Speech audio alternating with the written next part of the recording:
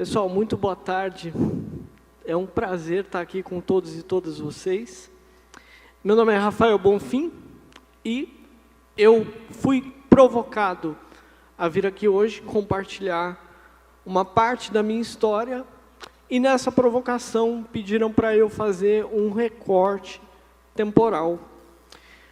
Durante o dia todo de hoje, nós ouvimos de profissionais, pessoas, mães, um depoimento naturalmente muito focado na infância. Eu entendo por quê. E esse recorte temporal que me provocaram a fazer é um pouquinho depois. Mas, como não tem como eu falar do depois sem falar do antes, eu tenho que começar do começo. Os meus pais tiveram as mesmas dúvidas, eles tiveram as mesmas angústias e receberam, provavelmente, o mesmo diagnóstico. É um diagnóstico no começo impreciso, que a gente não entende muito bem como as coisas vão ser, muito menos o que aconteceu naquele momento. De qualquer forma, eles já entenderam que eu ia sim precisar de uma rede de apoio muito grande desde o começo. Eu fiz, sim, fisioterapia, terapia ocupacional, fono, natação, fui atendido por psicóloga, ia para a escola. Tudo isso na primeira infância. Inclusive, passei por várias intervenções cirúrgicas. A vida continuou. E eu notei que as atividades do dia a dia se tornaram um marco na minha história. Passado esse momento, eu consigo escovar o dente. A partir desse momento, o meu acompanhamento continuou e continuou muito firme com fisioterapia. A terapia ocupacional foi muito importante também, a fono também, a psicóloga também, aliás, em outros momentos da minha vida também. Mas a físio continuou me acompanhando por muito tempo e o meu desenvolvimento continuou acontecendo. Até o ponto que a minha independência motora ficou mais evidente. Eu consegui desenvolver um equilíbrio e uma marcha para, de repente, estar em pé, sem apoio.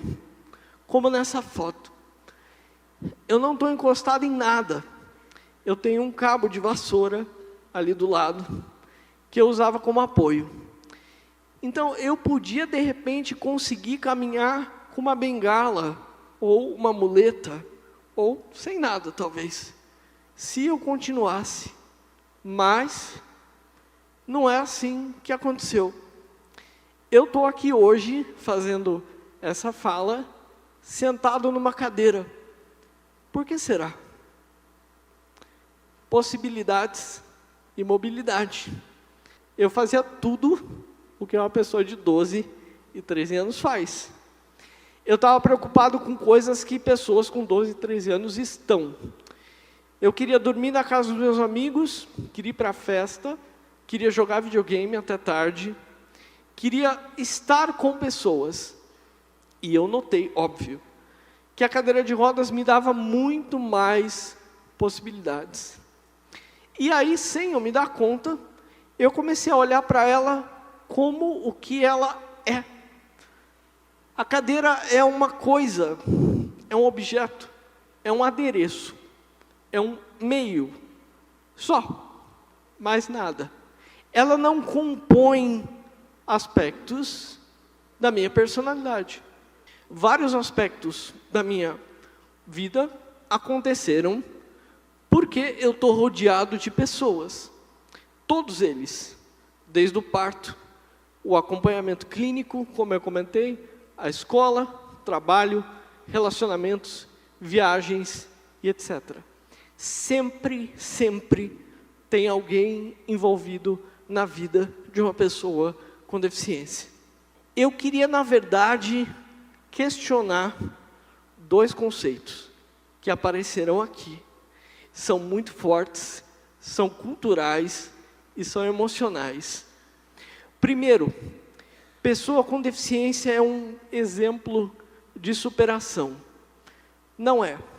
Eu não acredito nisso. Não, já acreditei, mas hoje não mais.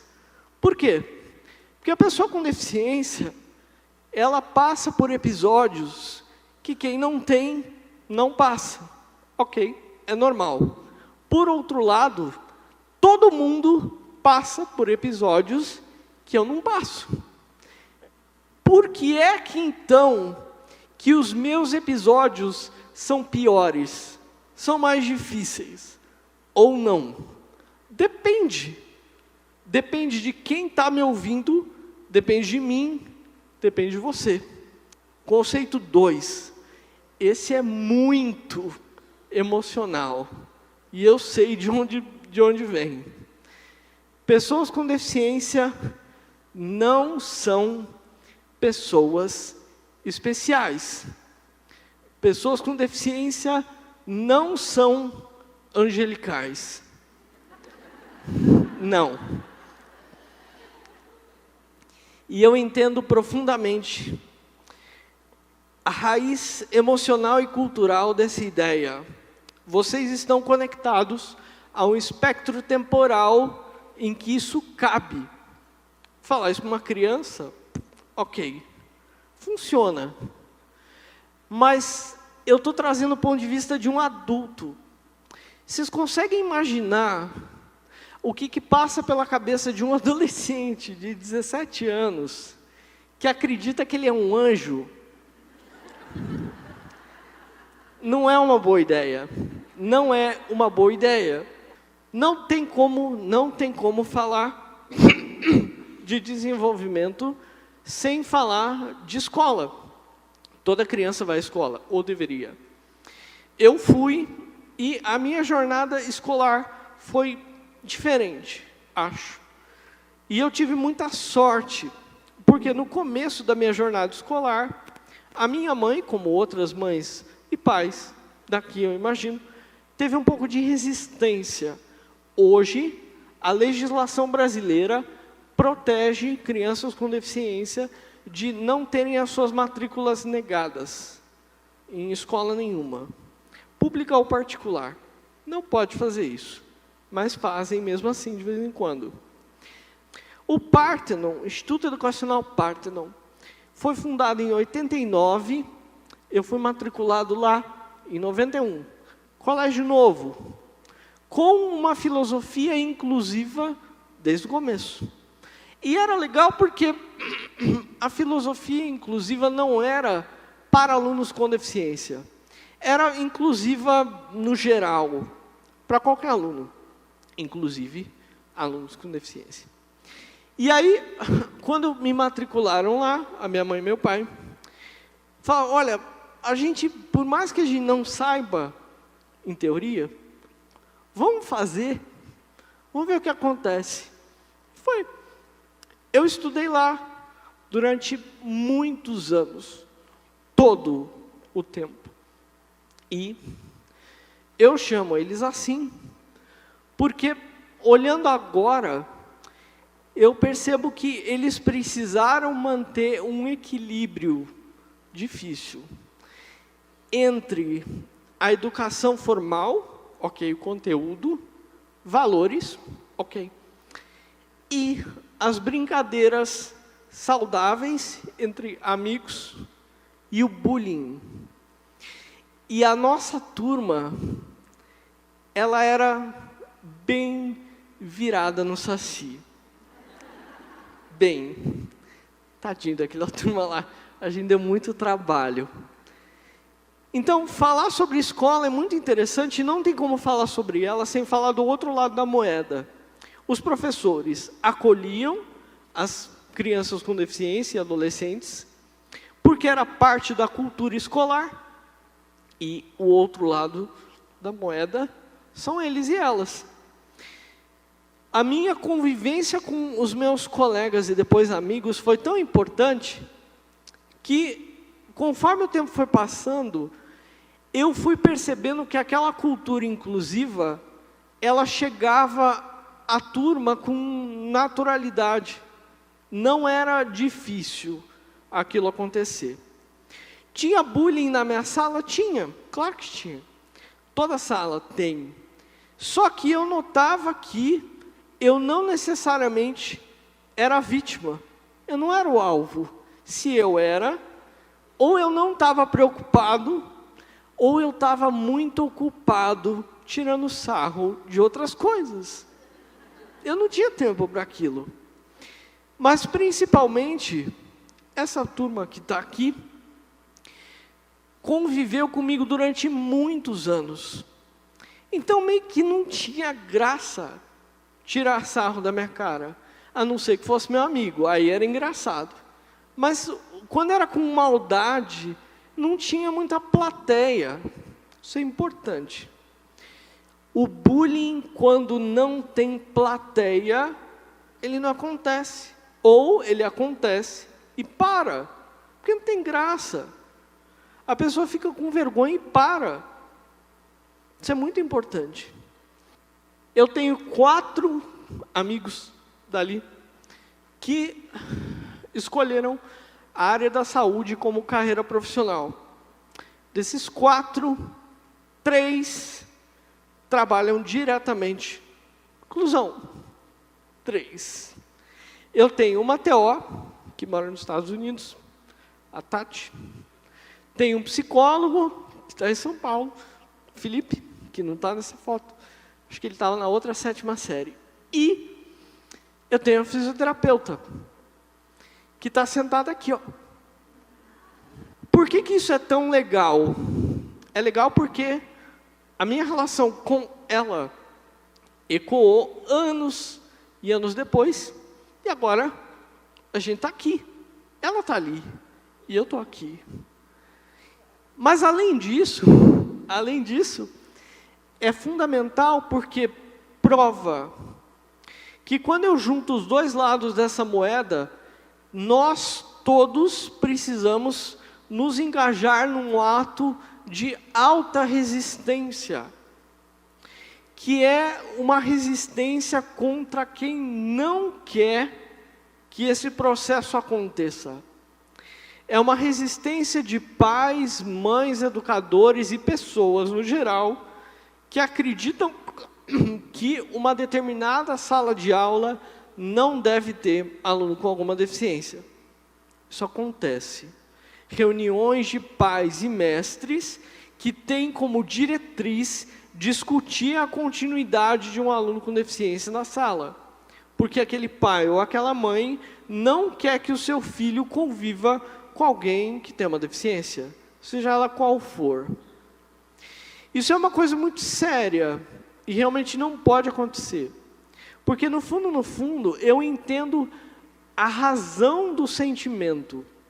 O pai e a mãe têm esse sentimento porque desconhece, porque acha que o filho está em risco, porque não entende o processo e quer proteger o próprio filho ou a própria filha. Beleza.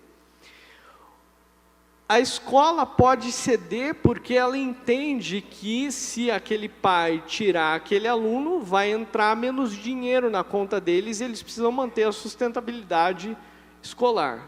Eu também entendo. E a mãe ou o pai do aluno com deficiência que está sendo questionado pode ficar com medo e tirar o filho dali. Eu também entendo a razão do sentimento. Mas nós não podemos permitir que isso aconteça porque esse sentimento vai flertar e vai flertar fortemente com a discriminação e a irracionalidade das pessoas. Por isso que a gente tem que resistir a esse processo.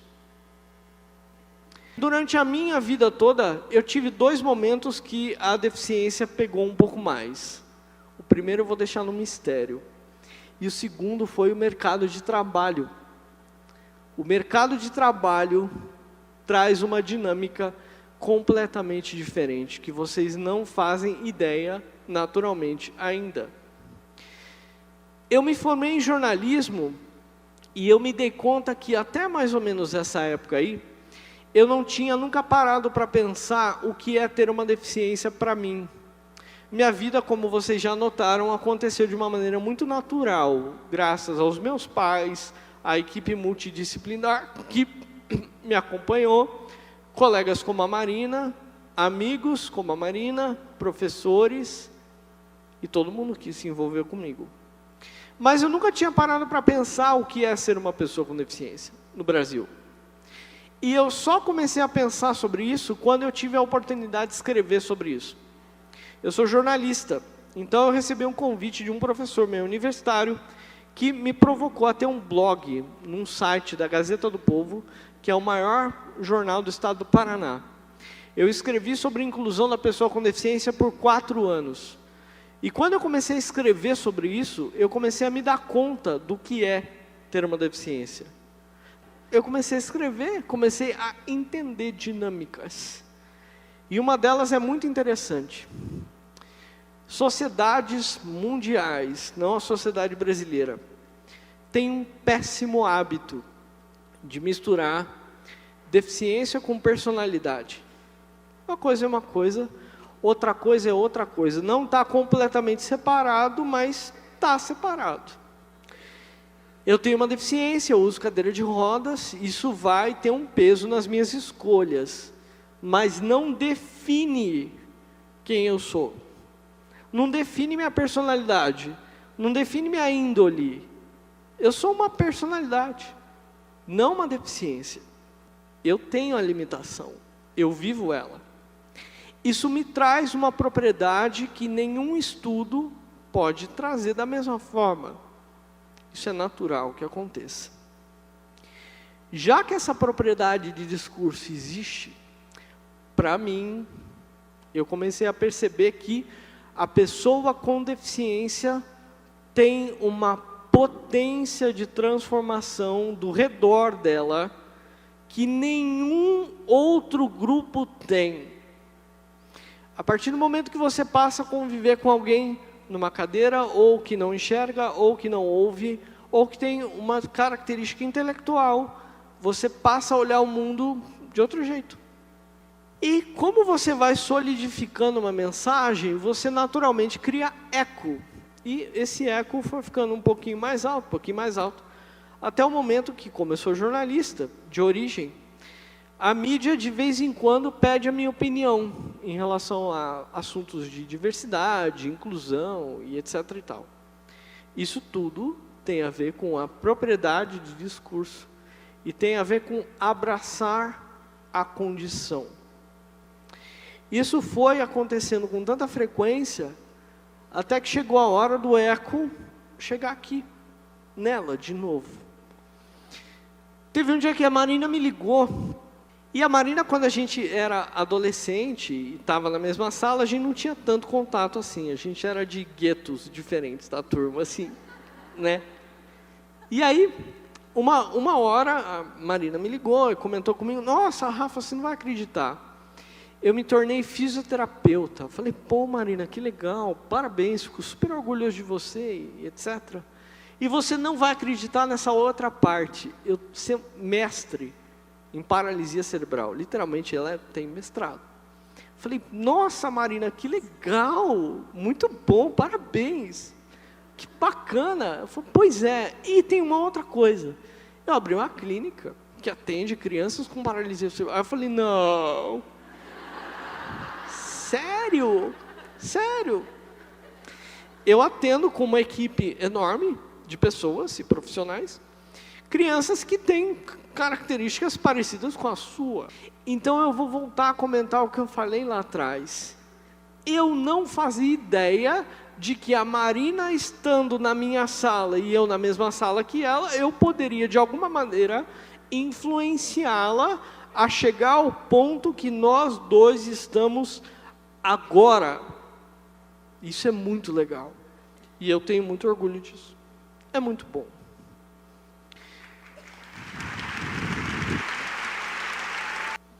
Eu estudei jornalismo, depois eu estudei sustentabilidade, depois eu estudei empreendedorismo e, por último, eu estudei gerenciamento de projetos na Fundação Getúlio Vargas.